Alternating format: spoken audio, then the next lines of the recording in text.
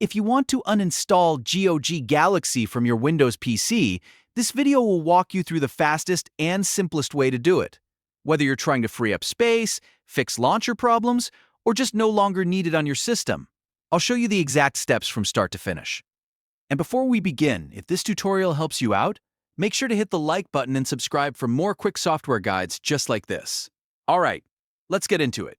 The very first thing you need to do is make sure GOG Galaxy is completely closed. If the app is still running in the background, Windows may not let you uninstall it properly. So check your taskbar, close the launcher, and if needed, open Task Manager and end any GOG Galaxy processes that are still active. Once everything is fully closed, press the Windows key and the R key on your keyboard at the same time.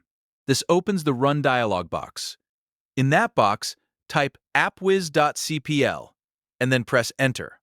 This will take you directly to the Programs and Features window, where you can see all the installed software on your computer. Now look through the list until you find GOG Galaxy. The list can be long, so take your time and make sure you select the correct program.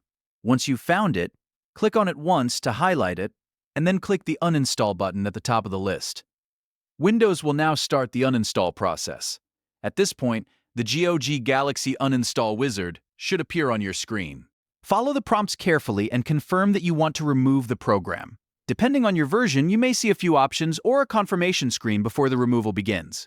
Just keep clicking through the wizard until the uninstall is complete. Give it a moment to finish removing the files from your system. When it's done, GOG Galaxy should be removed from your computer successfully. If you want to double check, you can go back to the installed programs list and make sure it no longer appears there. If it does, then the uninstall worked. And that's it. You've now uninstalled GOG Galaxy from your PC. If this guide helped you, don't forget to like the video, subscribe to the channel, and turn on notifications so you don't miss the next tutorial. Thanks for watching, and I'll see you in the next one.